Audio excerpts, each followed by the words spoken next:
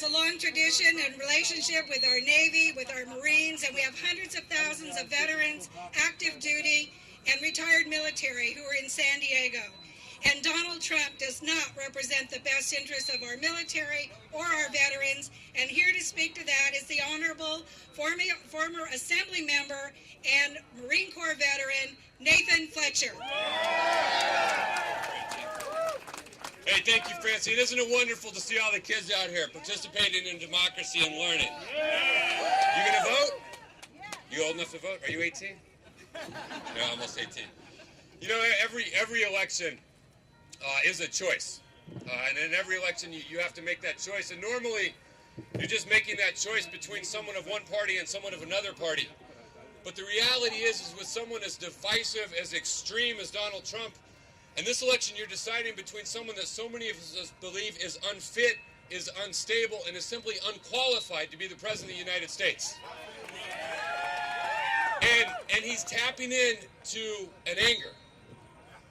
And he's tapping into underlying racism, and he's tapping into the very worst of America, and we have to stand for the very best of America. And we have to go out and we have to tell people that love does trump hate, but not if we sit on the sidelines, and not if we're quiet. We have to go out and talk, and we have to make sure people vote, and they have to make sure they understand.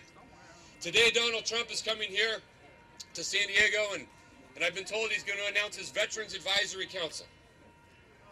And I hope this is a group of people that can advise him on all of the things he's done wrong for veterans. Because at the end of the day, as a veteran, I can tell you there is no one who would be worse as our Commander-in-Chief. A few months ago, he didn't want to show up to a debate, so he used veterans as a pawn. And he said, we're going to have a fundraiser, and he claimed he raised $6 million for veterans, except it wasn't true. It was a lie. And until it took being confronted with that lie. He doesn't support the GI Bill for veterans, a simple fact that those who fought and served should be able to get an education when they come back, he doesn't support.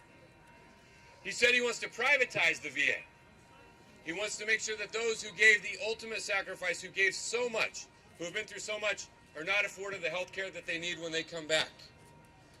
He compared his own struggles in the 70s. He said his womanizing, his attempt to avoid getting a sexually transmitted disease as his own Vietnam.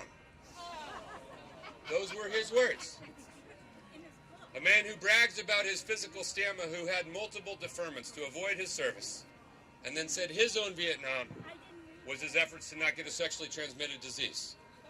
He took John McCain, who, regardless of what you think about his politics, served his country honorably in uniform. And he said he wasn't a war hero. Donald Trump took an American POW who we rescued after being held for 5 years, and he said that if he was president, he would give him back to the Taliban. He said we should shoot service members who suffer from mental health and injuries. And at the end of the day, Donald Trump cannot be protected, cannot be trusted to look out and protect the interests of our veterans. We can't afford someone who's going to cast veterans aside. We can't afford a man who's going to divide us in this country on the basis of gender, who's going to denigrate women. We can't afford someone who's going to divide us on the basis of race, who's going to cast us aside. We can't afford someone who's going to divide us on the basis of religion. In this election, we have a choice between those that would seek to divide us and those that would seek to unite us. And we have to come together in this election and say with one voice, we is not Donald Trump. There's another direction for our country, another way we can go. So thank you very, very much for everyone who's coming out today. We have a lot of work left to do, and we look forward to winning in November. Thank you.